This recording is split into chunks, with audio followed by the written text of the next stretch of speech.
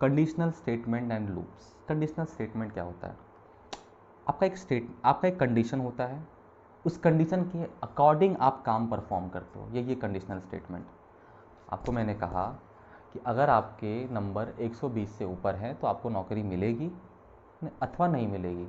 अथवा ही बोलेंगे ना हिंदी में, नहीं तो समझ गया ना, नहीं मिलेगी। तो अगर ऐसा कुछ कंडीशन के अकॉर्डिंग कोई काम हो रहा हो, इसी को क्या बोलते हैं? Conditional statement, simple. लूप क्या बोलता है?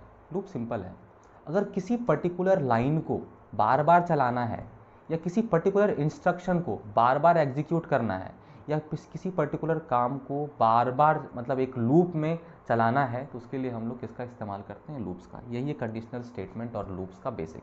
अब ये करके देखते हैं। कंडीशनल लूप में कंडीशनल स्टेटमेंट्स में इफ एल्स, स्विच। अभी देखिए, इफ और इफ एल्स में ना आपको एक चीज़ समझनी है, अकेला अकेला इफ़ आ सकता है पर अकेला अकेला एल्स नहीं आ सकता है। मतलब आप सिर्फ इफ़ का इस्तेमाल कर सकते हो पर सिर्फ और सिर्फ एल्स का इस्तेमाल नहीं कर सकते हो। दूसरे शब्दों में, एल्स जब भी लिखोगे तब उससे रिलेटेड एक इफ़ होना चाहिए और एल्स के अंदर कोई कंडीशन नहीं होता है। आप लोगों को पता होगा मोस्टली, पर जो मैंने पहले क्लासेस ली हैं उन लोगों में गलती होता था। स्टूडेंट्स को शायद ये मैं बोल नहीं पाता था या फिर ये बात वो समझ नहीं पाते थे। वो लोग एल्स में भी कंडीशन लिख देते थे। हम सिंपली बोलते थे चेक करो ये नंबर नेगेटिव है पॉजिटिव, तो एक इफ़ में लिख दिए कि अगर ग्रेटर दैन 0 है तो पॉजिटिव हो गया, और उसके बाद फिर एल्स में अलग से लिख दिए, एल्स के अंदर भी कंडीशन लिख दी है। तो एल्स के अंदर कोई कंडीशन नहीं होता है। मेरे को पता है मोस्टली लोगों को पता होगा, फिर भी कुछ लोगों को कन्फ्यूजन रहता है, इसीलिए ये चीज़ रिपीट कर दी है। दूसरा, एल्स तभी आएगा जब इफ़ आएगा। अरे एल्स के लिए कोई कंडीशन लिखते नहीं थे बाबा, तो किसी पे तो डिपेंडेंट होगा, तो जिस पे डिपेंडेंट है तो उसका होना तो ज़रूरी है ना। आप आपके माता पिता के बिना नहीं आते, तो वैसे ही आप तभी होंगे जब आपके माता पिता होंगे, पर ये ज़रूरी नहीं कि बच्चे हों किसी के। समझ रहे हो बात को? वैसे ही इफ़ है तो एल्स का इस्तेमाल कर सकते हैं, कोई दिक्कत नहीं, नहीं भी कर सकते हैं, पर एल्स है तो इफ़ का होना ज़रूरी है बस। एल्स क्या है? चाइल्ड है, इफ़ क्या है? पेरेंट है। क्लियर होना चाहिए, ठीक है। और सिंपल है, इफ़ के अंदर एक कंडीशन होता है, अगर वो कंडीशन ट्रू होता है तो इफ़ के अंदर लिखी गई स्टेटमेंट्स हम चला सकते हैं। और अगर इफ़ के अंदर की कंडीशन फॉल्स होती है, मतलब इफ़ के अंदर जो भी कंडीशन लिखी हुई गलत होती है, तो हम इफ़ के जगह पे एल्स को चलाते हैं। और अगर एल्स नहीं है तो हम इफ़ का बस नहीं चलाते हैं और कुछ नहीं करते हैं, बस इतना समझ लो। इफ़ के साथ अगर एल्स नहीं है और इफ़ का कंडीशन फॉल्स हुआ तो सिंपली आपको इतना ही करना है कि इफ़ के अंदर जो स्टेटमेंट लिखा हुआ है वो स्टेटमेंट नहीं चलाना है बस। पर अगर इफ़ के साथ एल्स जुड़ा हुआ है तो इफ़ का अगर कंडीशन फॉल्स होता है तो जब इफ़ नहीं चलता है तो एल्स चलाते हैं। ये चीज़ आपका। और एक और चीज़ है, हाँ याद आया, एक और चीज़ आपको ये इंपॉर्टेंट रखना है कि जब भी आप इफ़ एल्स या फिर आप लूप्स, इन सब में अगर सिर्फ एक लाइन लिखना है, अगर सिर्फ एक लाइन लिखना है तो करली ब्रेसेस का होना इंपॉर्टेंट नहीं है। करली ब्रेसेस क्या होता है वो भी आप समझिए। किसी भी चीज़ में एक बाउंड्री डिफाइन करते हैं, जैसे मेन में ही कि मेन यहाँ से शुरू हुआ यहाँ तक चला, उस बाउंड्री को डिफाइन करने के लिए हम लोग करली ब्रैकेट का इस्तेमाल करते हैं। वैसे ही इफ़ के लिए, इफ़ का स्टेटमेंट यहाँ से शुरू हुआ, इफ़ का स्टेटमेंट यहाँ से शुरू हुआ, यहाँ ख़त्म हुआ, तो इसके लिए क्या हम बाउंड्री डिसाइड करते हैं कि यहाँ से यहाँ तक इफ़ के अंदर का काम होगा। नहीं तो फिर पता नहीं चलेगा ना कि कहाँ से कहाँ तक इसका इस पर्टिकुलर इफ़ का काम है, इसी के लिए हम लोग बाउंड्री रखते हैं। पर इफ़ और लूप में आपको अगर सिर्फ एक स्टेटमेंट लिखना है, सिर्फ एक लाइन लिखना है, तो आपको करली ब्रेसेस की ज़रूरत नहीं होती है। ठीक है, सिंपल सी चीज़ें ध्यान रखिएगा। और ये सारे जानते ही होंगे, less than, greater than, and logical, फलाना ढिमकाना। ठीक है, ये सब पढ़ लीजिएगा, इसीलिए हम बोले थे पढ़ लीजिएगा, तुमने काम का नहीं है। हाँ, ये आप कर सकते हो, फ्यू एग्जाम्पल्स उसके देखो ध्यान से। जब भी आपको कोई भी वेरिएबल वगैरह मिले ना और कुछ आउटपुट निकालना हो ना उसके अकॉर्डिंग, तो आप एक प्रैक्टिस हमेशा रखिए। वो प्रैक्टिस क्या है? जो भी वेरिएबल्स हैं उनके लिए आप सामने एक ब्लॉक बना लीजिए, कभी गलती नहीं होगी। ऐसे आप मन में कैलकुलेट करते हैं तो गलती हो सकती है, क्योंकि ना कभी कभी हम देखते हैं बहुत आसान है, कर देते हैं और जल्दी में गलती हो जाती है। तो ये प्रैक्टिस रखो, थोड़ा सा टाइम 10 सेकंड ज़्यादा लगेगा पर आपका एक्यूरेसी बढ़ेगा। जैसे यहाँ पे एक्स वाई जेड 3 है ना, 3 अलग अलग बना लो, एक्स वाई जेड। यहाँ पर तो कुछ खास काम नहीं है, फिर भी ये प्रैक्टिस हम बता रहे हैं कि आप इसको इंप्लीमेंट करो ताकि आपकी एक्यूरेसी बढ़े। एक्स में 1 है तो यहाँ पे 1 डाल दो। इसमें क्या होता है ना कि आपको मान लो एक्स में कुछ चेंज किया तो उसको काट के उसमें चेंज कर दो। वाई में 2 है और जेड में 3 है, ये 3 क्या हो गया? आपके वेरिएबल हो गए। पहला एक्सप्रेशन क्या बोलता है? X is greater than equals to Y. X में क्या है? 1, वाई में क्या है? 2। पहला वाला ग्रेटर देन या इक्वल टू है, 1 2 के ग्रेटर देन है नहीं है, तो ये फॉल्स हो गया। बराबर भी नहीं है, मतलब ना ही वो ग्रेटर देन है ना ही वो बराबर है, तो ये क्या हो गया, फॉल्स हो गया। तो जब भी वो फॉल्स होता है तो वो क्या रिटर्न करता है, 0। ये बात पहले भी अपन बता चुके हैं। ठीक है, अगले पे जाते हैं। अगला क्या बोल रहा है, एक सेकेंड, पेंसिल, हाँ, अगला ये बोल रहा है x प्लस वाई। एक्स में क्या वैल्यू है 1, वाई में क्या वैल्यू है 2। 1 + 2 करेंगे तो क्या आएगा वैल्यू 3। बस यही, अगर हम कहते हैं x plus Y, Z equals to X plus Y कहते हैं, Z equals to X plus Y कहते हैं, तो ये क्या होता है 1 + 2 3, ये किस में चला जाता है, जेड में चला जाता है। तो जेड की वैल्यू क्या होती 3 थी, फिर चेंज होकर 3 के 3 रह जाती, कोई दिक्कत नहीं है। चलो आगे बढ़ते हैं। अगला क्या है, अगला है आपका, अच्छा x भी उड़ गया, कोई दिक्कत नहीं है। अगला है आपका x इक्वल्स टू वाई। ये क्या है, असाइनमेंट, मतलब y की जो वैल्यू हो किस में डाल दो, x में डाल दो। y में क्या था पहले 1, y में क्या था 2 और x में क्या था 1। तो ये सिंपल ही बोल रहा है कि जो भी y की वैल्यू है उसको आप किस में डाल दो, x में। तो x की क्या वैल्यू हो जाएगी 1 से अब 2। y की वैल्यू यहाँ पे चेंज नहीं हो रही है, कुछ लोगों को कन्फ्यूजन यहाँ भी होता है। हम x के अंदर y की वैल्यू डाल रहे हैं पर y में कोई चेंज नहीं कर रहे हैं, तो y में अभी भी 2 ही रहेगा, x में वैल्यू 1 से चेंज होकर 2 हो जाएगी। सिंपल सिंपल चीज़ें हैं। चलिए आगे बढ़ते हैं। हम सबको लेके चल रहे हैं यहाँ पे, ये नहीं लेके चल रहे किसी को आता है किसी को नहीं आता है, हम सबको लेके चल रहे हैं। ठीक है, ये सिंपल सा प्रोग्राम है इवन ऑड का, ये उन लोगों को पढ़ाने के लिए थे, ये नेगेटिव, ये तो उन लोगों को पढ़ाने के लिए था, कोई दिक्कत नहीं, आप देख सकते हो ये सब nested if else. Switch case, चलिए स्विच केस पे आते हैं। स्विच केस सिंपल आपको समझाते हैं, ध्यान से देखिएगा। स्विच केस में क्या होता है ना, यहाँ पे एक्सप्रेशन में हम कुछ पास करते हैं, वो एक कांस्टेंट पास करते हैं, या तो एक्सप्रेशन पास करते हैं या तो कांस्टेंट पास करते हैं, दोनों ही कर सकते हैं, या तो एक्सप्रेशन या तो कोई कांस्टेंट। उस पर्टिकुलर कांस्टेंट, ये एक्सप्रेशन भी क्या देगा, कोई वैल्यू देगा, कोई कांस्टेंट वैल्यू देगा, तो उस पर्टिकुलर कांस्टेंट के नाम वाला जो भी केस होता है वो चलता है। स्विच के अंदर क्या पास करते हैं, या तो एक एक्सप्रेशन पास करते हैं या तो एक कांस्टेंट पास करते हैं, और उस एक्सप्रेशन से रिलेटेड जो कांस्टेंट निकलती है सॉल्व करके, या तो फिर उसमें अगर कांस्टेंट ही है तो कांस्टेंट से रिलेटेड जो भी केस होती है वो पर्टिकुलर केस चलती है। और एक बात ध्यान क्या रखना है, हर केस के एंड में देते हैं ब्रेक। ब्रेक का मतलब क्या होता है कि ये केस यहाँ पे ख़त्म हुआ, अगर आप ब्रेक नहीं देंगे तो ये कंटिन्यूसली अगले केस को भी चलाना शुरू कर देगा, मतलब उसके जो अगले में मिलेगा उसको भी एग्जीक्यूट करना स्टार्ट कर देगा। ब्रेक क्या बोलता है, काम खत्म हुआ भैया, आप स्विच से बाहर निकल जाओ, बस। एक और क्या होता है डिफ़ॉल्ट। डिफ़ॉल्ट को आप कहीं भी रख सकते हो, ऊपर नीचे बीच में कहीं भी रख सकते हो, कोई फ़र्क नहीं पड़ता है। डिफ़ॉल्ट का क्या है, अगर कोई सा भी केस नहीं चला, मतलब इस एक्सप्रेशन में जो वैल्यू दी या फिर इसमें जो भी कांस्टेंट था वो किसी भी केस के लेवल से रिलेटेड नहीं था, मतलब देख रहे हो केस के आगे सब लेवल लिखा हुआ है, कांस्टेंट 1 कांस्टेंट 2, तो लेट्स से केस के आगे 1 लिखा हुआ है, ये 1 रिटर्न किया तो भैया केस 1 चला दिए। अगर मान लो केस 1 है केस 2 है पर मेरा वैल्यू आ रहा है 5, तो 5 तो किसी भी केस लेवल से नहीं है, तो जब भी आपको ऐसा कोई वैल्यू स्विच दे रहा है जो किसी भी केस का लेवल नहीं है, तब हम किसका इस्तेमाल करते हैं, तब हम डिफ़ॉल्ट का इस्तेमाल करते हैं, बस यही सिंपल है। ठीक है, क्वेश्चन मिलेगा इसका, टेंशन मत लो, प्रैक्टिस करने के लिए। आगे बढ़ते हैं, कुछ इंपॉर्टेंट है आप पढ़ लेना, वही सब चीज़ें जो हम बता चुके हैं। हाँ, एक और है कि डुप्लीकेट केसेस को इस्तेमाल नहीं कर सकते, मतलब एक बार केस का नाम 1 दे दिए तो एक ही बार यूज़ कर सकते हैं, 1 को 2 अलग अलग केसेस में इस्तेमाल नहीं कर सकते हैं, और कुछ खास नहीं है, वही सब जो बताए हैं। हाँ, फ्लोट वैल्यू इस्तेमाल नहीं कर सकते हैं केस का लेवल में, कैरेक्टर इस्तेमाल कर सकते हैं, इंटीजर इस्तेमाल कर सकते हैं, पर फ्लोटिंग वैल्यू इस्तेमाल नहीं कर सकते हैं, और तो कुछ नहीं है, और तो बाकी हम बता चुके हैं आपको। ठीक है, क्वेश्चन से मिलेगा, टेंशन मत लो। हाँ बोलो।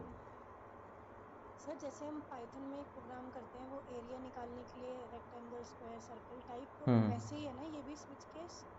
स्विच केस देखिए, पाइथन का तो मेरे को उतना कुछ खास आइडिया नहीं है, क्योंकि पाइथन पे हम जैसे मतलब जैसे जैसे हम एक प्रोग्राम लिखते हैं कि हाँ मतलब कोई भी एक 2D फिगर है, हम उसका एरिया निकाल रहे हैं, तो हम हाँ हाँ केसेस में डालते हैं ना कि हाँ हाँ अगर रेक्टेंगल है तो ये वाला करना है, हाँ हाँ अगर हाँ ये है तो ये करना है, वही वाला है ना ये? हाँ हाँ, आपको हम एक चीज़ स्टार्ट में बोले थे, याद है कि जितने भी प्रोग्रामिंग लैंग्वेज है ना, वो सब में बस सिंटेक्स का डिफरेंस होता है, काम हर जगह, लूप्स हर जगह होंगे, आपके कंडीशनल स्टेटमेंट्स हर जगह होंगे, बस उसको लिखने का तरीका अलग होगा। बाकी यही काम आप इसीलिए कहते हैं ना, आप कोई भी एक लैंग्वेज सीख जाओगे ना तो आपको चेंज करने में कोई दिक्कत नहीं, किसी भी लैंग्वेज में स्विच करोगे ना, आपको बस उसके बेसिक फंडामेंटल्स पता होने चाहिए, सिंटेक्स अलग होगा, बस आपको बुलाने का या लिखने का तरीका अलग हो जाएगा। ठीक है, आगे बढ़ते हैं लूप्स पे। लूप्स में ना एक बहुत बेसिक क्वेश्चन बनता है, वो है एंट्री और एग्जिट। देखो, लूप्स में काम कैसे होता है पहले वो समझो। लूप्स में क्या होता है, एक कंडीशन होता है, उसके अकॉर्डिंग लूप के अंदर जो काम है, जो लूप के अंदर कुछ स्टेटमेंट्स लिखे होते हैं, उन स्टेटमेंट्स को अपन चलाते हैं, ठीक है। लूप्स बेसिकली दो टाइप में डिवाइडेड हैं, एक है एंट्री कंट्रोल लूप और दूसरा है एग्जिट कंट्रोल लूप। मतलब कि जब भी लूप के अंदर के स्टेटमेंट्स को चलाना है कि नहीं, वो हम लूप के स्टार्टिंग में चेक कर लें, एंट्री में चेक कर लें, तो उसको क्या बोलेंगे, एंट्री कंट्रोल लूप। दूसरा क्या है, exit control loop. Exit control loop ये बोलता है कि जब हम वो कंडीशन चेक करने का कि इसके अंदर का स्टेटमेंट चलाना है कि नहीं, वो हम आखिरी में करें, एग्जिट टाइम पे करें, वो क्या होता है, एग्जिट कंट्रोल लूप। इसीलिए एग्जिट कंट्रोल लूप में एक बार सारे स्टेटमेंट्स चलेंगे ही चलेंगे। क्यों? क्योंकि चेक तो लास्ट में हो रहा है ना कि इसको चलाना है कि नहीं। इसीलिए एक वो भी होता है कि जो भी एग्जिट कंट्रोल लूप है, डू व्हाइल आता है उसमें, वो एक बार अपने सारे स्टेटमेंट्स को कंपल्सरीली चलाएगा। क्यों? क्योंकि उसमें उसके एग्जिट में हम लोग चेक करते हैं कि ये पर्टिकुलर लूप चलेगा कि नहीं, मतलब कंडीशन लास्ट में चेक करते हैं, इसीलिए, ठीक है। एंट्री कंट्रोल लूप में दो आते हैं, एक आता आपका है फॉर लूप, दूसरा क्या है, व्हाइल लूप। और एग्जिट कंट्रोल में क्या आता है आपका, डू व्हाइल लूप, जो कि कहीं ना कहीं तो लिख रखे होंगे हम। हाँ, ये देखो ध्यान से, अब इसको आपको ध्यान से देखना है। ये देखो, अभी ये कंपलसरी नहीं है कि फॉर के अंदर इनिशियलाइजेशन कंडीशन, अब इस पर भी अपन डिटेल में बात करेंगे। कुछ चीज़ें मिथ होती है जब आप एकदम एक्सट्रीम बेसिक में पढ़ते हो तो, और उसको हम आज तोड़ने वाले हैं, ठीक है। बस आप इतना समझो ना कि फॉर लूप में जो होता है ना, कंडीशन हम पहले ही चेक कर लेते हैं ऊपर में, उसके बाद उनके स्टेटमेंट्स को चलाते हैं। वैसे ही वाइल लूप में कंडीशन ऊपर ही चेक होता है, उसके बाद हम कंडीशन को चलाते हैं। पर आप अगर ध्यान से देखो, डू वाइल लूप में कंडीशन नीचे लिखा हुआ है, मतलब आपको एक बात पता है ना, टॉप डाउन अप्रोच फॉलो करता है सी, तो मतलब ऊपर से चलते हुए नीचे आएगा। तो आपका वो कंडीशन लास्ट में मिल रहा है, पहले वो सारे स्टेटमेंट्स हैं, तो स्टेटमेंट्स तो एक बार चलेंगे ही चलेंगे। यही है आपका एग्जिट कंट्रोल लूप और entry control loop. Entry control में फॉर और वाइल आता है, और एग्जिट कंट्रोल में डू वाइल आता है। उम्मीद है इतना आपको समझ में आ गया होगा, ठीक है। यही सारी चीज़ें हैं, लिखा हुआ है। हाँ, और एक्सप्रेशन के बारे में क्या ना, हम शॉर्ट बताते हैं। एक्सप्रेशन का क्या सीन है, आप इसे इसमें आप देख सकते हो, फॉर में ना 3 एक्सप्रेशन है। मार्कर मार्कर मार्कर यहाँ से नहीं आएगा, एक सेकेंड, छोटा ही करना पड़ेगा। हाँ देखो, फॉर लूप में आपको 3 एक्सप्रेशन दिख रहे होंगे, semicolon, 2 semicolon divide कर रहा है 3 अलग अलग एक्सप्रेशन को। ये ज़रूरी नहीं है कि एक्सप्रेशन हो ही, या ये भी ज़रूरी नहीं कि पहले एक्सप्रेशन में इनिशियलाइजेशन ही हो, या अगले में सेकेंड में कंडीशन ही हो, या तीसरे में अपडेशन ही हो। पर ये लूप का चलने का तरीका कुछ इस प्रकार होता है ना कि हमको पहले में इनिशियलाइजेशन करना बेहतर होता है, और सेकंड में कंडीशन लेना बेहतर होता है, और थर्ड में अपडेशन लेना बेहतर होता है। इसको हम और तोड़ के समझते हैं। कहीं पे लिखे हैं कोई एग्जांपल, कोई भी एग्जांपल। अच्छा, हम एक एग्जांपल खुद से ले लेते हैं, जैसे कहीं भी कोई एग्जांपल अच्छा सा दिए। हाँ, यही देखो, यही, इसी को ध्यान से देखते हैं। जैसे अब देखो, फॉर लूप चलता कैसे वो समझो, उसके बाद एक्सप्रेशन पे आएंगे हम लोग। कहाँ चला जा रहा है, ठीक है, ध्यान से देखो। ये सिर्फ फॉर लूप पे ध्यान दो, बाकी सबको छोड़ दो। फॉर लूप में क्या कह रहा है, देखो लूप चलता कैसे वो ध्यान रखो। एक्सप्रेशन 1, एक्सप्रेशन 2, एक्सप्रेशन 3 आप समझ गए, इसको हम लिख देते हैं। एक्सप्रेशन 1 को 1 2 आओ ना, हाँ, एक्सप्रेशन 1 को इसको हम 1 लिख देते हैं, इसको 2 लिख देते हैं, इसको 3 लिख देते हैं। इससे आपको समझ में आ जाएगा। देखो फ्लो कैसे चलता है, फ्लो कैसे चलता है। सबसे पहले जब फॉर लूप में आते हैं तो एक्सप्रेशन 1 चलाते हैं, ठीक है। और एक्सप्रेशन 1 सिर्फ एक बार, सबसे पहले आए लूप में तो सिर्फ एक बार चलाते हैं, ये भी ध्यान रखना। एक्सप्रेशन 1 की बात करें, उसके अंदर क्या है, इसकी बात ही नहीं करता है लूप, बस ये बात करता है कि एक्सप्रेशन 1 को हम एक बार चलाते हैं। उसके बाद कहाँ जाते हैं, उसके बाद हम जाते हैं एक्सप्रेशन 2 में। उसके बाद कहाँ जाते हैं, उसके बाद हम जाते हैं इस लूप के बॉडी के अंदर। उसके बाद कहाँ आते हैं, उसके बाद आते हैं हम, ये लूप का बॉडी को कंप्लीट करने के बाद हम कहाँ आते हैं, एक्सप्रेशन 3। उसके बाद फिर हम एक्सप्रेशन 2 को चलाते हैं, फिर हम बॉडी में आते हैं, एंड सो ऑन, ऐसे लूप में ये चलता रहता है। ये एक प्रोसीजर है जो फॉर लूप फॉलो करता है।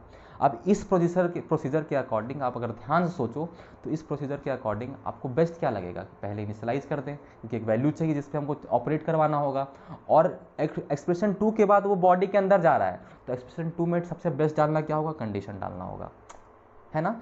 देखिए, ये कंपलसरी नहीं कि सेकंड में कंडीशन ही हो, पर हमारे ज़रूरत के अकॉर्डिंग ये बेस्ट सूटेबल है, इसीलिए हम सेकंड में कंडीशन लिखते हैं। तो उस मिथ को तोड़ो। और ये भी आप समझ, ये अगर कोई क्वेश्चन आपके दिमाग में ये भी आना चाहिए कि अगर हम तीनों एक्सप्रेशन को खाली छोड़ते हैं तो क्या एरर आएगा, बिल्कुल नहीं, बिल्कुल नहीं आएगा एरर, क्योंकि वो एक्सप्रेशन देना है आपको। अगर आप ऐसे लिख देते हो, सिंपल आप फॉर लूप लिख के ऐसे लिख के छोड़ देते हो, तब ये आएगा आपका एरर। पर आप एटलीस्ट सेमी कॉलन दे के छोड़ोगे ना तो ये मालूम चल रहा है कि आप इसको 3 एक्सप्रेशन में डिवाइड किए हो, तो इसमें एरर नहीं आएगा। पर अगर सिंपली आप फॉर लूप ऐसे छोड़ दो तो इसमें एरर आएगा। तो बस आपके 3 एक्सप्रेशन होने चाहिए, चाहे उसमें वाइट स्पेसेस ही क्यों ना हो, आपका एरर नहीं आता है। आपका बस ये है कि फॉर लूप एक पर्टिकुलर पैटर्न फॉलो करता है, उसको हम फिर से रिपीट कर देते हैं। क्या पैटर्न फॉलो करता है? सबसे पहले एक्सप्रेशन 1 सिर्फ एक बारी, ये सिर्फ 1 टाइम चलता है, सिर्फ पहली बारी, उसके बाद नहीं चलता। उसके बाद कहाँ जाते हैं? उसके बाद हम जाते हैं एक्सप्रेशन 2 में। एक्सप्रेशन 2 के बाद कहाँ जाते हैं? बॉडी में। और बॉडी कंप्लीट करने के बाद सारे स्टेटमेंट चलाने के बाद कहाँ आते हैं? एक्सप्रेशन 3 में। 3 के बाद वापस फिर से 2 में, और फिर वही सर्कल चलता रहता है गोल गोल गोल गोल, तब तक जब तक हमको ये कंडीशन ये ना कह दे कि काम ख़त्म भैया, अब हम बाहर निकलो। बस इसी के लिए काम आता है कंडीशन, और इसीलिए बेस्ट फिटेड कहाँ पे है? बीच में, इसीलिए हम कंडीशन को बीच में इस्तेमाल करते हैं। उम्मीद है आप समझ गए होंगे। बस वही है। वैसे ही आगे बढ़ते हैं। अगला क्या है? While loop. वाइल लूप का कोई एग्जांपल है? पता नहीं, होगा तो बढ़िया होगा, नहीं होगा तो भी बढ़िया होगा, कुछ ना कुछ तो कर ही लेंगे। For loop for loop for loop for loop for loop for loop, ठीक है। चलो ये तो कंप्लीट करके ही छोड़ेंगे आज एटलीस्ट। चलो वाइल लूप का कम से कम वो तो दिए होंगे, सिंटेक्स तो दिए होंगे। फॉर लूप, ये रहा। वाइल लूप कहाँ लिखे हैं? अच्छा इसमें तो है ना, ये समझ में आ जाए। वाइल लूप सिंपल क्या फॉलो करता है? वाइल लूप सिंपल एक ही कंडीशन होता है। अरे वाइल लूप में एक ही कंडीशन होता है। ये सबसे पहले वाइल लूप में हम इस पे आते हैं एक्सप्रेशन 1 पे। एक ही एक्सप्रेशन होता है, कंडीशन गलत बोल दिए, आप इसमें कंडीशन डालते हैं क्योंकि ये ज़रूरी होता है, वो आप समझ जाएंगे। एक ही एक्सप्रेशन होता है वाइल लूप में, ये ध्यान रखिएगा। वैसे ही डू वाइल में भी एक ही एक्सप्रेशन होता है, पर फॉर लूप में 3 एक्सप्रेशन होते हैं। एक ही एक्सप्रेशन होता है, पहले हम उस पर जाते हैं, फिर उसके बाद हम बॉडी में जाते हैं, अकॉर्डिंगली सेम फिर से कंडीशन, फिर से body condition, body condition, body, गोल गोल घूमते रहते हैं। वैसे डू वाइल में क्या है? कोई कंडीशन ऊपर में नहीं, तो पहले कहाँ जाएंगे? पहले स्टेटमेंट पे, फिर इस एक्सप्रेशन पे, और अकॉर्डिंगली फिर से हम घूमते रहते हैं तब तक जब तक ये कंडीशन फॉल्स नहीं हो जाता, जब तक हमको लूप से बाहर नहीं फेंक दिया जाता है, चाहे कंडीशन फॉल्स हो, चाहे हम लोग ब्रेक का इस्तेमाल करें। तो इससे हम आते हैं ब्रेक और कंटिन्यू पे। ब्रेक और कंटिन्यू कहीं ना कहीं तो लिख रखे होंगे, एक सेकेंड, कोई प्रॉब्लम होगा तो बढ़िया। देखो ब्रेक और कंटिन्यू शायद कहीं ना कहीं लिखा होगा, आपको एक बार समझाते हैं। ब्रेक और कंटिन्यू सिंपल यही बोलता है, जब भी आपको किसी लूप के अंदर ब्रेक मिलता है तो सिंपल आप निकल जाओ, खत्म, आपका काम खत्म, लूप से आप बाहर निकल जाओ, ये है ब्रेक। कंटिन्यू क्या बोलता है? जिस पर्टिकुलर लाइन में आपको कंटिन्यू मिला, उस पर्टिकुलर लाइन के बाद वाले को ऐसे इग्नोर करो जैसे जैसे आप समझ रहे हो ना, जैसे आपको उसने इग्नोर किया था वैसे, और वापस फिर स्टार्टिंग से आप, मतलब वापस आप एक्सप्रेशन 3 पे चले जाओ, या वापस आप एक्सप्रेशन पे चले जाओ। ठीक है, फिर से रिपीट करते हैं। ब्रेक क्या बोलता है? ब्रेक सिंपल यही बोलता है कि जहाँ ब्रेक मिला लूप में, वहाँ आप ख़त्म, उस लूप का काम ख़त्म, लूप से बाहर निकलो।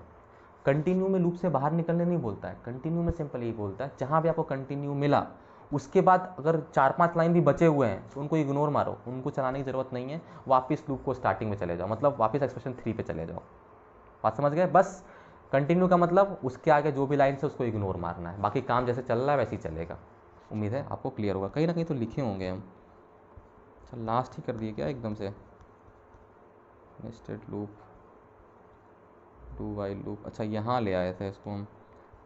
हाँ ये देखो ब्रेक, कोई प्रॉब्लम नहीं। हाँ देखो ब्रेक का सिंपल मतलब क्या है? बाहर ही निकल जाओ एकदम ही, मतलब जहाँ ब्रेक मिला वो आपको लूप से बाहर निकल देना है। और कंटिन्यू क्या बोलता है? कंटिन्यू बोलता है कि इसके बाद जो लाइंस हैं उनको इग्नोर मारो, आप वापस ऊपर चले जाओ एक्सप्रेशन पे, फिर अपना वहाँ से कम कंटिन्यू रखो, मतलब बस आगे की लाइन को इग्नोर कर दो। ये ब्रेक और कंटिन्यू। उम्मीद है आपको समझ में आ गया होगा। प्रॉब्लम से मेरे हैंड रिटन है तो उम्मीद करते हैं आप समझ लोगे। अच्छा ये भी था ना, अच्छा ये तो लिख ही दिए यहाँ पे हम। ठीक है चलो, पहला क्वेश्चन, इसका आपको आउटपुट बताना है। इतना सारा डिस्कशन हुआ है उसके अकॉर्डिंग आप, रिकॉर्डिंग, हाँ ऑन है, ऑन है, ऑन है, रिकॉर्डिंग ऑन है। इसका आपको आउटपुट बताना है।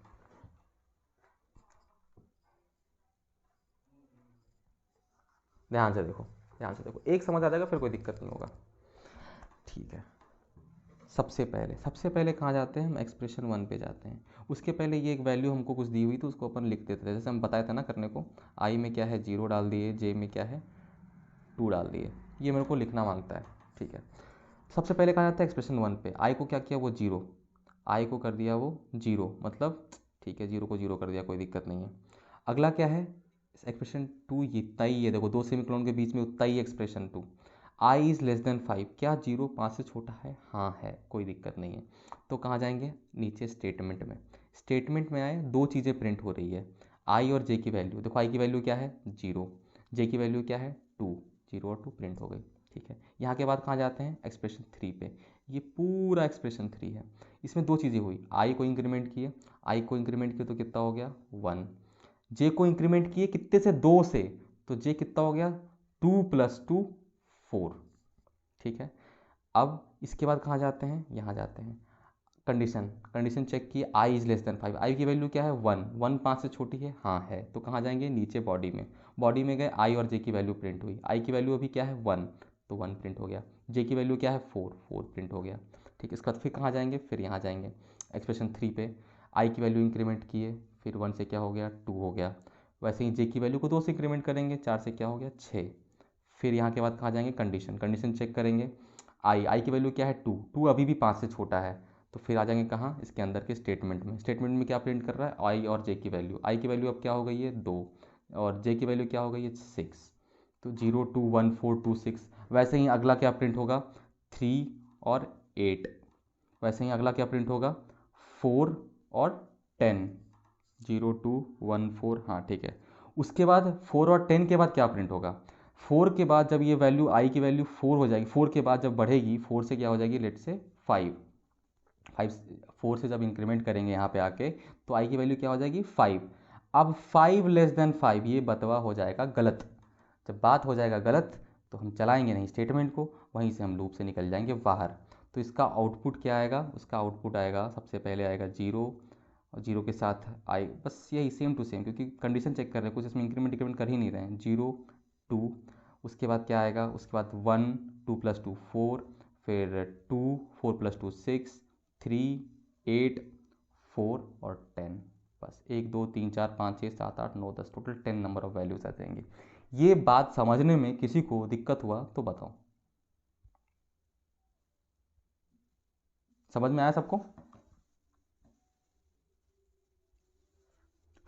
सबको समझ में आया? सबको समझ में आया? सबको समझ में आया? ये समझ गए फिर लूप में किधर भी दिक्कत नहीं होगा। सब लोग बताओ। हाँ चलो ठीक है, अगला क्वेश्चन करते हैं। चलो इसको इरेज कर देते हैं, सिंपल है। बस वही बोला ना कि आप पहले ना थोड़ी चीज़ें आप स्टबबॉर्न टाइप से रट रखे थे कि पहले में ये दूसरे में ये, तो बस वही आपको समझना है कि ये एक्सप्रेशन होते हैं और अकॉर्डिंगली ऐसे चलाते हैं, बस खत्म, वही प्रॉब्लम खत्म। अगला ये इसको सॉल्व करो। इसमें ध्यान देना, ब्लॉक के अंदर जो वेरिएबल होता है ना, वो ब्लॉक के अंदर वो वैलिड होता है, ब्लॉक के बाहर वाला वेरिएबल नहीं, ब्लॉक के अंदर वाला वेरिएबल ही वैलिड होता है। ध्यान से इसको करो, फिर मैं बताता हूँ। इसको आप करो, ओके ध्यान से देखो, सिंपल। जैसे अपन लूप में फॉलो करते हैं ना, वही करेंगे। सबसे पहले किधर आएंगे? एक्सप्रेशन 1 पे। यहाँ पे मेरे को मिल गया आई का एक वैल्यू, मस्त नोट कर लेने का। फंडामेंटल स्टेप्स हैं, फॉलो करो, एक्यूरेसी बढ़ेगा। उसके बाद कहाँ आएंगे? एक्सप्रेशन 2 पे। वो क्या बोलता है? कंडीशन दे दिया है, कंडीशन में क्या बोलता है? आई इज़ लेस देन 10। हाँ 0 जो है 10 से छोटा है, तो मेरे को यहाँ से मिल गया कि हाँ आप गेट में एंटर कर सकते हैं। अंदर आए, दो लाइन है, एक नहीं दो लाइन है। पहला लाइन क्या कर रहा है? पहला लाइन आई को क्या कर दे रहा है? 20। आई को क्या कर दे रहा है? 20। अब अगले लाइन में क्या है? आई को प्रिंट करना है। आई की वैल्यू क्या हुई थी? 20, तो क्या प्रिंट होगा? 20। ठीक है, अब यहाँ से गए यहाँ, आई का वैल्यू इंक्रीमेंट हुआ तो 20 से क्या हो जाएगा? 21। अब बताओ 21 लेस देन 10 ट्रू है या फॉल्स है? तो यहाँ पे सबका आंसर गलत है, यहीं पे आपका कंडीशन फॉल्स हो जाएगा और ये सिर्फ एक बार ही 20 प्रिंट करेगा। क्या ये बात सबको समझ में आया? शुभम, अनुराधा, कविता, कंचन, चिन्मय, समझ में आया?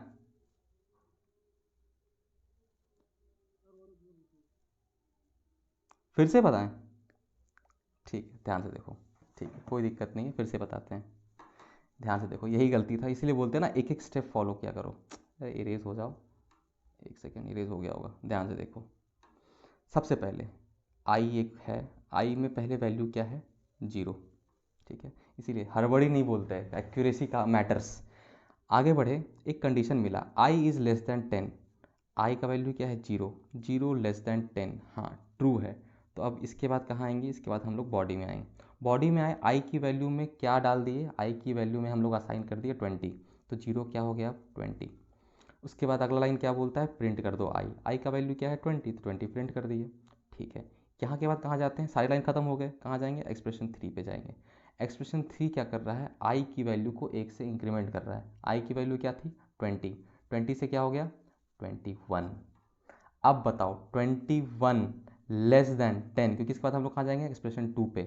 एक्सप्रेशन 2 पे गए, चेक किया 21 लेस देन 10 ट्रू है या फॉल्स है, फॉल्स है, तो फॉल्स है तो लूप यहीं पे ब्रेक हो जाएगा। अब बताइए समझ में आया? इसीलिए बोलते हैं किसी को भी कॉपी नहीं करने को। समझ में आया क्या? अगर ये कॉपी कर लेते सब लोग, हम आगे बढ़ जाते, तो फिर क्या रहता, ये कन्फ्यूजन रह जाता। चलो आगे बढ़ते हैं, जल्दी जल्दी करते हैं, बहुत टाइम हो गया। ठीक है, अगला क्वेश्चन, ये बताओ, ये बताना क्या है हम ही बता देते हैं। ये देखो, ये सारे एक्सप्रेशन खाली हैं, तो यहाँ पे कोई कंडीशन है ही नहीं, कहीं पे कंडीशन, कोई इसको रोकने वाला ही नहीं है। इसीलिए इस टाइप के लूप को क्या बोलते हैं, इनफाइनाइट लूप। सिंपल सा कॉन्सेप्ट है। और हम एक चीज़ और बताए थे आपको कि एक्सप्रेशन को खाली छोड़ सकते हैं, उसका एक एग्जाम्पल भी है ये। ठीक है, आगे बढ़ते हैं। इसको भी सॉल्व आप करवाएं, कर लो, आप इसको कर लो, एक कर लो तो क्लियर हो जाएगा। ठीक है, हाँ इसको कर लो एक, तो क्लियर हो जाएगा। जल्दी करो इसको सॉल्व। अच्छा ये बता दो बस इसमें कि ये लूप कितने बार चलेगा, बस और कुछ नहीं बताना है आपको, बस इतना बताना है कि थोड़ा टाइम टेकिंग है, बस इतना बताओ ये लूप कितने बार चलेगा। आपको बस इसमें इतना ही बताना है मेरे को कि ये लूप कितने बार चलेगा। शॉर्ट में मेरे को बस इतना बताओ, ये लूप कितने बार चलेगा। No no, not 2 times, no not 4 times. एक बार मैं फिर से चेक कर लेता हूँ, 1 मिनट फिर से चेक कर लेता हूँ, कुछ गलत तो नहीं कर रहा।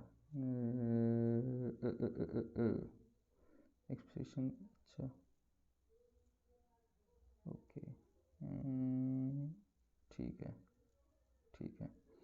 जे, जे कहाँ है, जे लास्ट में है, नहीं जे से कोई मतलब नहीं, बहुत है 10 है वो।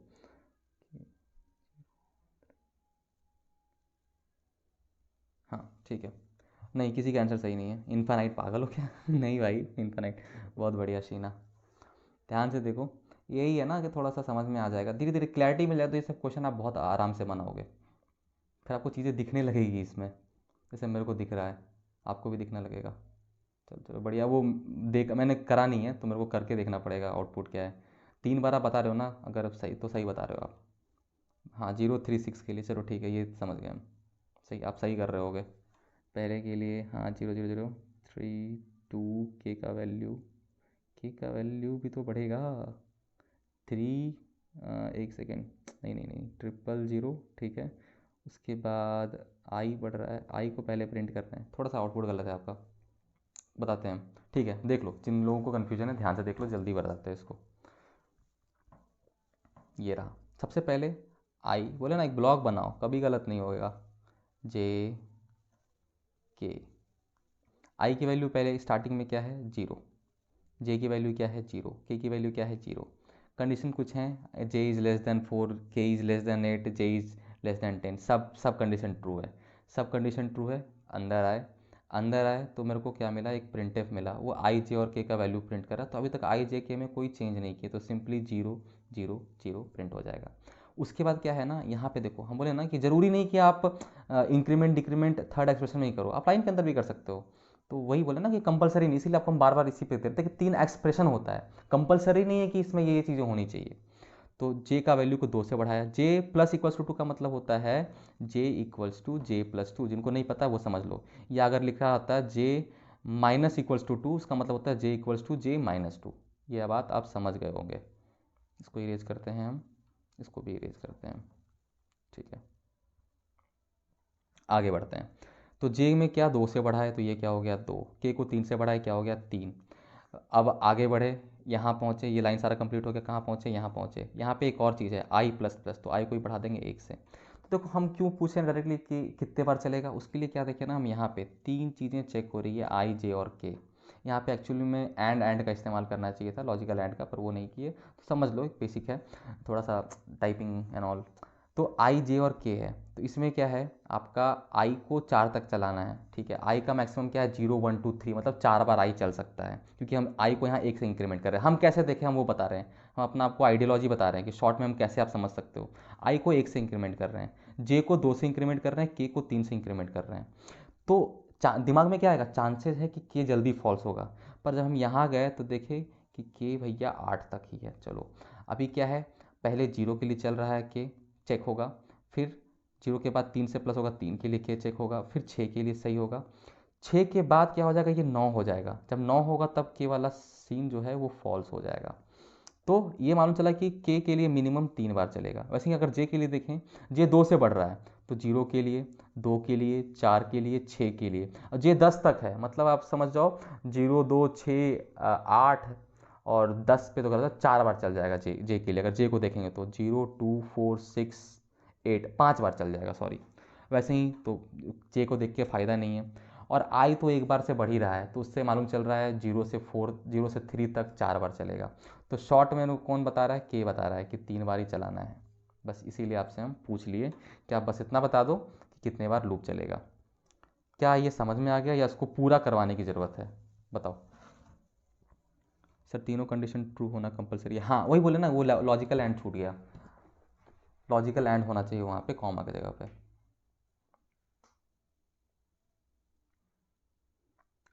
ये क्वेश्चन पूरा करवाना है, समझ में आ गया? हाँ सर एग्जाम में अगर लॉजिकल एंड ना दे हाँ और कॉम ऐसा दे हाँ तो तो क्या आप, ये एरर हो? नहीं नहीं नहीं नहीं नहीं नहीं नहीं, आप ये एरर नहीं होगा। यहाँ पे आपको अगर तीनों में कोई भी एक फॉल्स हो गया, वहाँ से आप निकल जाओगे, अच्छा मतलब तो इसको मतलब लॉजिकल एंड की वैसे, तरह। हाँ अच्छा वैसे ही ट्रीट करेंगे फिर। हाँ हाँ, वैसे ही ट्रीट करोगे आप। Okay sir. ओके, और किसी को कोई दिक्कत इसमें, ये समझ में आ गया? थोड़ा टाइम का वो है, तो एक बार आप करना खुद से, आपको क्लियर हो जाएगा। जिन लोगों को थोड़ा वीक है ना ये चीज़, आप जो बताए हैं एक बारी आप कर लो, आपको फिर दिक्कत नहीं होगी। पर अगर नहीं करोगे तो मेरा बताया हुआ भूल जाओगे, 100% भूल जाओगे। ठीक है ऑपरेटर, ये वाला स्लाइड बस आज कंप्लीट कर लेते हैं, फिर छोड़ देंगे। बस ये स्लाइड कंप्लीट कर लेते हैं।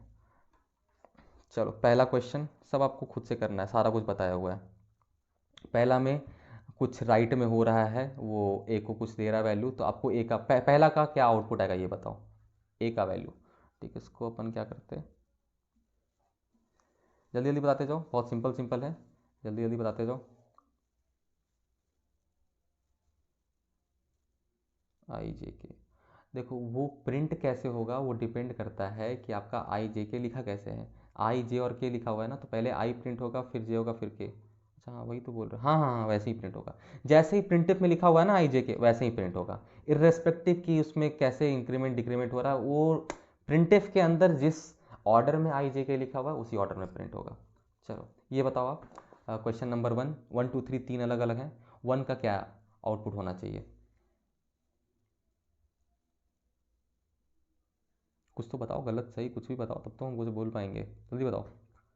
1 में क्या आउटपुट आना चाहिए,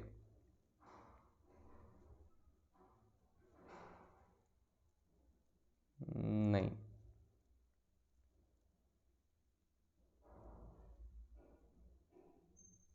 देखो सिंपल सा कॉन्सेप्ट आपको ध्यान, हाँ ट्रू, सिंपल सा कॉन्सेप्ट देखना है। जब भी रिलेशनल ऑपरेटर हो ना, जब कोई रिलेशन बता रहा है, वो या तो ट्रू रिटर्न करेगा या तो फॉल्स रिटर्न करेगा। अगर फॉल्स रिटर्न करना है तो वो 0 देगा, और ट्रू रिटर्न कर रहा है तो एग्जाम पॉइंट ऑफ व्यू से आप ये याद रखो 1 देगा। ठीक है, true 1, false 0। 5 greater than 4 true है, तो ए को क्या देगा, वो ए को देगा वो 1, तो ए क्या प्रिंट कर देगा 1। सेकंड बताओ, जल्दी जल्दी सेकंड बताओ, बहुत जल्दी बनना चाहिए, 0, बहुत बढ़िया, सिंपल है, समझ गए। थर्ड बताओ, थर्ड ध्यान से करना, थर्ड ध्यान से करना, लेफ्ट टू राइट फॉलो करेगा, ये इस बात का ध्यान रखना, क्योंकि 2 रिलेशन ऑपरेटर हैं, लेफ्ट टू राइट। जब बोलत हैं कि ध्यान देना तो सुनते नहीं हो, ध्यान से करो ध्यान से करो, लेफ्ट टू राइट फॉलो करेगा, सबसे पहले लेफ्ट मोस्ट ऑपरेटर, फिर मतलब सबसे पहले लेफ्ट मोस्ट वाला ग्रेटर देन, फिर ध्यान से करो।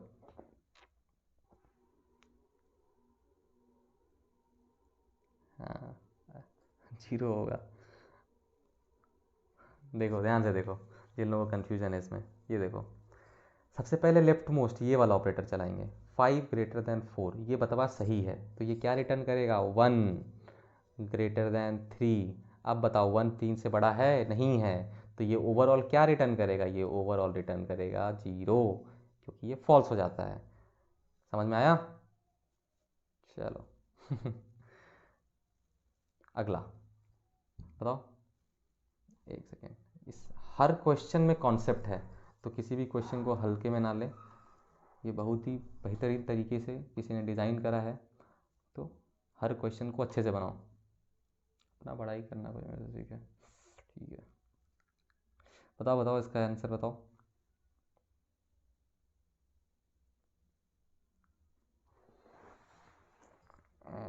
ना ही गलत है, बहुत ज़ोर से गलत है ये।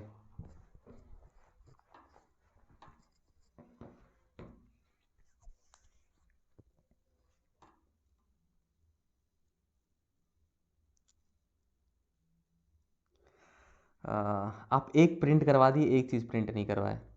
आपका एक देखो 2 प्रिंटफ है उसमें, ध्यान से शुभम। हम प्रिंटफ को पीएफ लिखे हैं, इसमें किसी को उम्मीद करते हैं कन्फ्यूजन ना हो, प्रिंटफ को शॉर्ट में पीएफ लिखे हैं।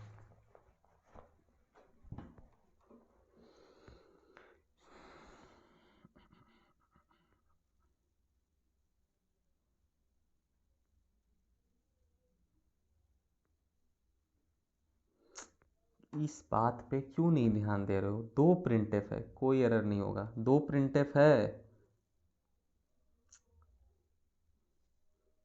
तुम लोग सामने होते हैं ना, सबको बहुत मारते हैं हम देखो देखो, ये चीज़ तो मिस मत करो। यहाँ पे 2 प्रिंटफ है, एक ये है एक ये है। तो पहला प्रिंटफ पे आने से पहले मेरे को एक इफ़ मिल रहा है। पहले क्या था, ए नाम का एक वेरिएबल था जिसके अंदर क्या था, 5 था, ठीक है। इसके अंदर आए, ए का वैल्यू को कर दिया ये 8। 8 नन जीरो है मतलब ट्रू है, ट्रू है, 8 नन जीरो है मतलब ट्रू है, ट्रू है तो इसके अंदर वाला प्रिंटफ चलेगा। तो प्रिंटफ चलेगा तो क्या प्रिंट होगा, अभिषेक। हम अपना नाम लिखे, अपना नाम प्रिंट नहीं करवाएंगे, ये कॉमन सेंस लगा लेते। कन्फ्यूजन क्लियर हुआ या इसमें किसी को दिक्कत है, वो बताओ। समझ में आया सबको? सर हाँ 5 प्रिंट नहीं होगा।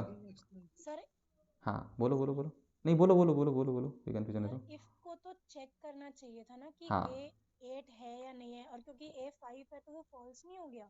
नहीं हुआ, 5 नन जीरो नंबर है। इस चीज़ पे हम पहले भी बोले कि जब भी नन जीरो वैल्यू मिले उसका मतलब क्या होता है, ट्रू। अगर हम इफ़ के अंदर सिर्फ 1 लिख देते तो भी वो ट्रू होता। तो आप एक तरह से ये भी समझ सकते हो, जब भी आपको कोई लूप को इन्फानाइट लूप बनाना है ना, सिंपल कोई नंबर लिख दो वहाँ पे, वो कभी मतलब नन जीरो नंबर लिख दो, वो क्या होगा, कभी फॉल्स ही नहीं होगा। या फिर जीरो लिख दोगे तो वो लूप एक बार भी नहीं चलेगा। ये कॉन्सेप्ट आपको समझ में आना चाहिए। नन जीरो वैल्यू क्या रिटर्न करता है, ट्रू रिटर्न करता है, और जीरो वैल्यू क्या रिटर्न करता है, फॉल्स। ए में क्या है, ए में देखेगा वो, ए में क्या है, ए में नन जीरो वैल्यू है। नन जीरो वैल्यू का मतलब क्या होता है, ट्रू। इसीलिए इफ़ वाला पार्ट चलेगा, एल्स वाला पार्ट नहीं चलेगा। अब बताओ कुछ कन्फ्यूजन है तो। सर हाँ सर यहाँ पर अगर इफ के साथ a इज इक्वल टू 8 होता, हाँ तब हम तब चेक करते हैं क्या नहीं, ट्रू होगा कि नहीं। ए इज इक्वल टू यहाँ पे क्या आपको मिल गया, यहाँ पे आपको मिल गया रिलेशनल ऑपरेटर। आप एक रिलेशन चेक कर रहे हो, ए की वैल्यू हम्म पहले क्या थी, 5, 5 8 के हम्म बराबर नहीं है, तब एल्स चलेगी। तब एल्स करके फिर 5 प्रिंट करते हैं ना। हाँ सिर्फ 5 प्रिंट करते हैं, क्योंकि ओके हम सर। 5, देखो यहाँ पे 8 इनिशलाइज करवा रहे हैं, वहाँ पे क्या, वो डबल इक्वल टू का मतलब क्या होता है, आप कंडीशन चेक करो, इनिशलाइज नहीं कर रहे हो। ठीक है, सबको समझ में सर आया? यहाँ पे हाँ हाँ। सर यहाँ पे मतलब कुछ भी दे दे अंदर, हम्म। ये असाइनमेंट हो गया ना एक टाइप का, a इज इक्वल टू 8। हाँ ये असाइनमेंट हो गया, ये असाइनमेंट हो गया, पर यहाँ पे आपको ये क्वेश्चन इसलिए दिया हुआ था ना कि आपको ये समझना था कि इफ़ या लूप किसी के अंदर भी नन जीरो वैल्यू हो, उसका मतलब ये होता है कि ट्रू है। बस ये कॉन्सेप्ट के लिए क्वेश्चन था। ठीक है सर, ठीक है। ठीक है, ठीक है। चलो अगला क्वेश्चन करते हैं। ये बताओ, तो इसमें एक कॉन्सेप्ट है कि प्रिंटफ रिटर्न क्या करता है। अगर आपको पता है तो आप ये बना दोगे, नहीं पता है तो हम बताएंगे।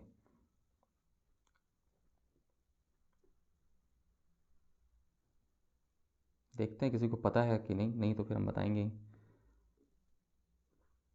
बताओ बताओ इसका आउटपुट क्या है, गेस भी कर सकते हो इसका आउटपुट क्या है बताना। एरर नहीं होगा, एरर नहीं होगा, प्रिंटफ कुछ रिटर्न करता है, एरर नहीं होगा, सिर्फ हेलो भी आंसर नहीं है। और कोई है जिसको ये कॉन्सेप्ट पता है कि प्रिंटफ क्या रिटर्न करता है, वो एकदम सही बनाएगा, नहीं तो नहीं ये बनेगा नहीं। गेस भी करो कुछ। हाँ चलो ठीक है, देखो ध्यान से सुनो, प्रिंटफ क्या रिटर्न करता है, ध्यान से सुनना। प्रिंटफ रिटर्न करता है number of characters in its string.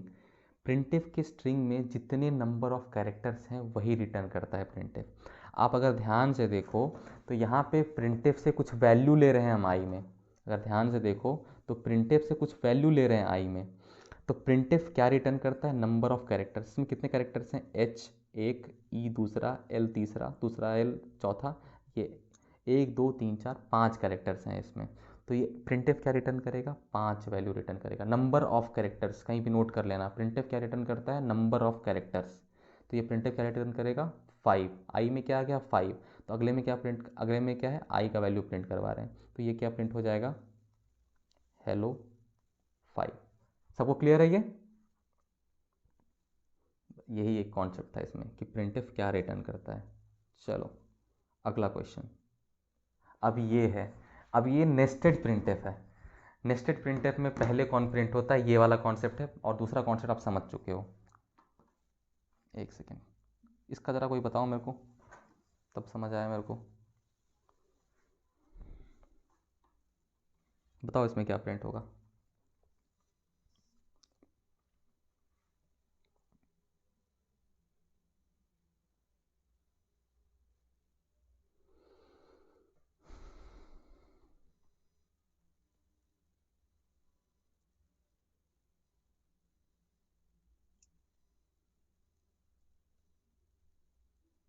चलो एक कॉन्सेप्ट आपको दे देते हैं, अब उसके बाद आप बताओ।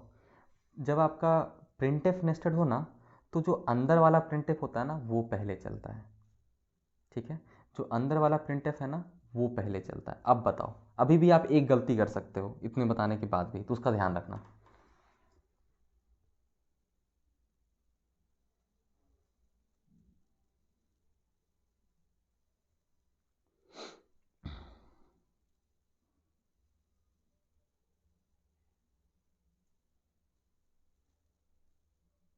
गलत, फिर से आप मेरी बात ध्यान से नहीं सुने। नेस्टेड प्रिंटफ में अंदर वाला प्रिंटफ पहले चलता है, तो पहले माई प्रिंट होगा ना, माई GP 2 खजूरिया, अच्छा ठीक है खजूरिया।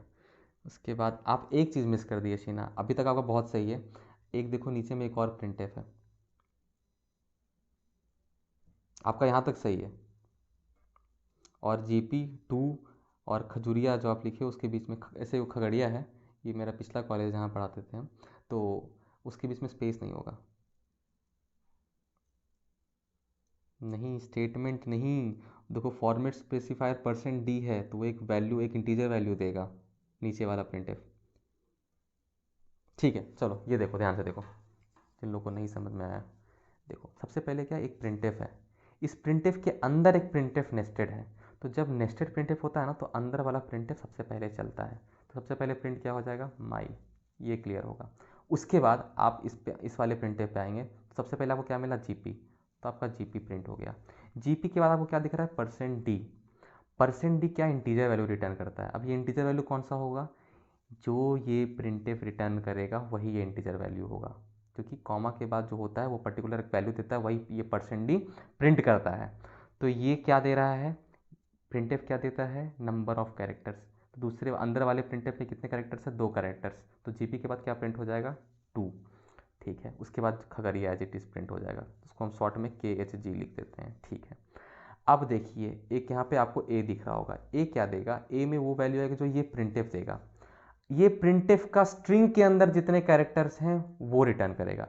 इस प्रिंटफ का स्ट्रिंग कहाँ से कहाँ तक है, सिर्फ यहाँ से यहाँ तक है, इसको काउंट नहीं करना है। ये प्रिंटफ जो रिटर्न करेगा अपने स्ट्रिंग के नंबर ऑफ कैरेक्टर्स को रिटर्न करेगा। GP 1, G और P 2 हो गए कैरेक्टर्स, %d को 1 कैरेक्टर काउंट करते हैं, जीपी परसेंट डी 3 हो गया, फिर खगड़िया में 1 2 3 4 5 6 7 8 9, 9 1 10 तो 12, तो ये प्रिंटफ क्या रिटर्न करेगा 12, इसीलिए अगले प्रिंटफ में क्या आ जाएगा जीपी खगड़िया, जीपी 2 खगड़िया, उसके बाद 12। चलो उम्मीद है इतना टफ क्वेश्चन नहीं आएगा, बस क्लैरिटी के लिए, कॉन्सेप्ट्स के लिए कि अगर नेस्टेड प्रिंटफ आ जाए तो बस ये ध्यान रखना है कि नेस्टेड प्रिंटफ में अंदर वाला प्रिंटफ पहले प्रिंट होता है, और कोई प्रिंटफ क्या रिटर्न करता है, number of characters in its string. ये दो कॉन्सेप्ट मेरे को इससे बताना था, ठीक है। चलो टर्नरी ऑपरेटर आप कर चुके हो, ये क्वेश्चन आप, ये गेट का क्वेश्चन था, सिंपली क्या है, put the value get the answer, ये सारे एक्स वाई जेड के वैल्यू थे, कौन सा पुट करेंगे तो ए का वैल्यू 4 आना चाहिए, तो ये आप बाद में भी कर सकते हो, आपके पास है ये पीडीएफ, आप करके देख लेना। ये बताओ, ये इंक्रीमेंट और डिक्रीमेंट ऑपरेटर को क्लियर करने के लिए ये है, इसमें एक एक करके उम्मीद करते आप लोग बता दोगे, तो जल्दी जल्दी इसका बताते जाओ। पहले 1A का बताओ आप, एक सेकेंड, जल्दी जल्दी बताते जाओ ताकि जल्दी जल्दी होते जाए।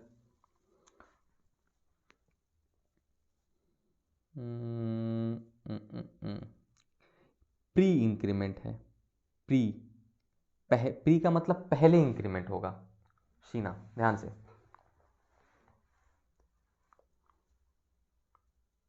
बहुत बढ़िया, अच्छा सही है, हम 11 मेरे दिमाग में ही चल रहा था, ठीक है ठीक है, बढ़िया बढ़िया बढ़िया, सही है आपका, सही है सही है, 11 मेरे दिमाग में चल रहा था, फिर उसको हम इंक्रीमेंट कर दे रहे थे, ठीक है बढ़िया है।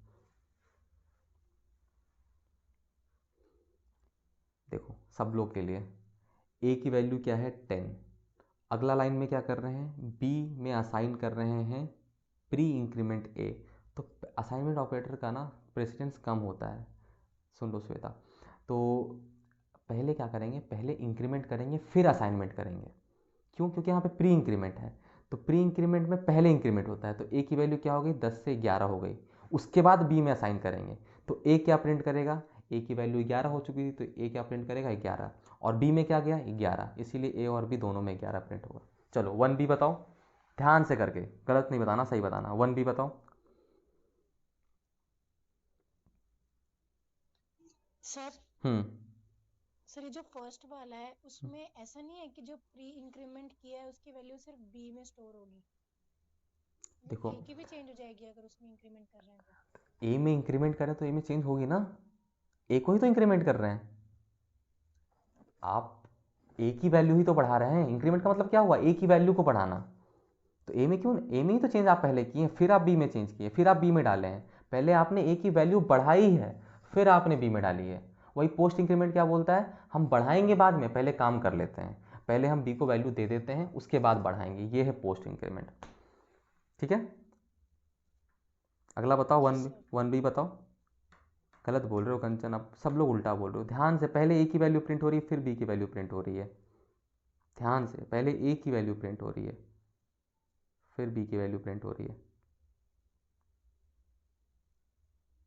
अच्छा देखो ये सेकंड वाला करके बताते हैं, अगला दो सही होना चाहिए आपका, ध्यान से देखो, देखो ए है हमारा, ए के पास क्या है 10, अब यहाँ पे पोस्ट इंक्रीमेंट है, मतलब बाद में इंक्रीमेंट करेंगे, पहले हम अपना काम कर लेते हैं, इसका काम क्या है, इसको बी को वैल्यू देना है, तो अभी इंक्रीमेंट नहीं कर रहे हैं, तो बी को क्या वैल्यू देगा, बी को ये वैल्यू दे रहा है 10, क्योंकि इंक्रीमेंट बाद में होगा, पोस्ट इंक्रीमेंट है, तो अब प्रिंट करने के बाद आई, तो अब यहाँ से निकल गया ना, तो इंक्रीमेंट तो करना ही है, यहाँ से निकलने के बाद फिर इंक्रीमेंट कर लेंगे, तो ए की वैल्यू क्या हो जाएगी 11, अब जब ए प्रिंट करेंगे तो ए की वैल्यू क्या आ गई 11 और बी की वैल्यू क्या आ गई 10, सिंपल है।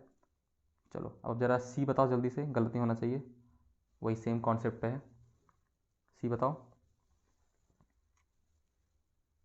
चलो बढ़िया, सब लोग करो सी, ए और बी समझ गए तो वही है सी और डी, चलो बहुत बढ़िया कंचन, शीना, सब लोग करो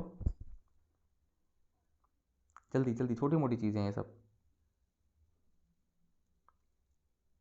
बढ़िया बढ़िया, चलो ए डी करो, 1 का डी, फिर से वही गलती कर दी है, अच्छा नहीं नहीं नहीं नहीं नहीं, सही है सही है सही है सही है सही है सही है सही है सही है सही है, ठीक है चलो बढ़िया, सबको समझ में आ गया होगा उम्मीद है, बहुत बढ़िया।